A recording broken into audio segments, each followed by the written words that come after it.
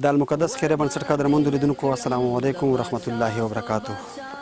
درنو ملګرو، بهتر تاسو ته معلومه ده چې د روژې مبارکه میاشت ده او په دغه میاشت کې هر څوک زکات، خیرات او نورې مختلفې صدقې کوي. دا چې تاسو ته دا هم بهتره معلومه ده چې موږ هر کال په 2-3 کریو کې د یتیمانانو دپاره، غریبو دپاره او دغو اړمنو بې سرپرسته خلکو دپاره د اختر د کالو بندوبست کوو.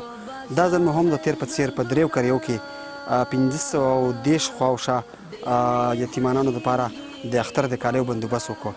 د دې دپاره 28 تنونه رخت د المقدس خیریه بنسټ د معاون صاحب په لاس راولېږل شو. همدارنګه په آخر کې 4 تنونه رخت کمبوتي وکړه چې هغه د المقدس خیریه بنسټ رئیس صاحب راولېږه. نو تقریبا 510 خواوشا جوړې ورنه برابرې شوې. درنو ملګرو، موږ چې حساب وکړو نو تقریبا 1,52,000 خواوشا یوازې د خیاطانو روپۍ راځي.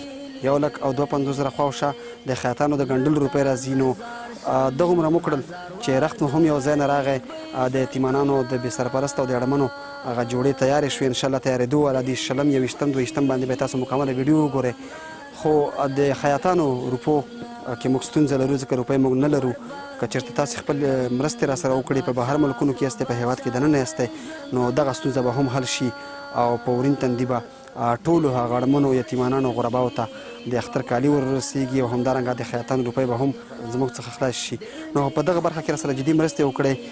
بیا درنو ملګرو چې په کومو کورنیو کې نارینه ماشوم نه و یا په بسته کورنۍ کې یو ماشوم و، یعنې یو ورور به و او 6 یا 15 به یې خویندې وې، هغسې ښځینه ماشومانو دپاره موږ هم د هغوی دپاره هم د رخت بندوبست وکړو، رام وړو او هغوی ته مو هم د اختر کالي وکړل. نو انشاءالله موږ ته چې تر کومه حده پورې مستحق خلک په درک شوي دي، موږ نه دي پرېښي. په دغه 3-4 ساحو کې مو اړمن غریبان او یتیمانانو ته د اختر کالي وکړل. درنو ملګرو، د خیاطانو په برخه کې، د جامو د ګنډلو په برخه کې راسره خپلې مرستې جاري وساتئ او خدای به تاسو ته هم ډېر اجرونه درکړي. هغه ورور چې 28 تنونه رختې موږ ته راولېږل، همدارنګه 4 تنونه چې رئیس صاحب راولېږل، د ښځینهو رخت چې د هغه هم د المقدس خیریه بنسټ رئیس صاحب واخیسته او راولېږه. خدای دې ټولو ته نیکې بدلې ورکړي او الله رب العزت دې ډېر اجرونه ټولو درنو ملګرو ته ورکړي چې چا هر رنګه منډه ترډه وهلې وي.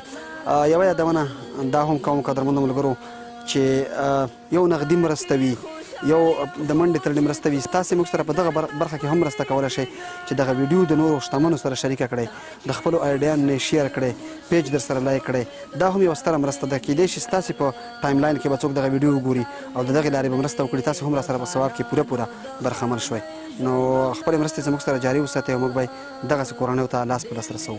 ډېره زیاته مننه.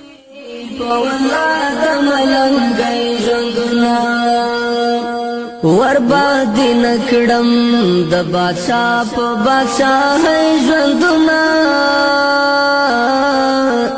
ډېر مې خوښېږي په ولاد ملنګۍ ژوندونه، ډېر مې خوښېږي په ولاد ملنګۍ ژوندونه. سمسور دې غواړم د خدای نه تور غرو په سر کې، سمسور دی غواړم د خدای نه تور غرو په سر کې. ډېر مې یادېږي د شپون کې او د شپېلۍ ژوندونه، ډېر مې خوښېږي په ولاد ملنګۍ ژوندونه. وربادي نکړم د بادشاہ په بادشاہ ژوندونه،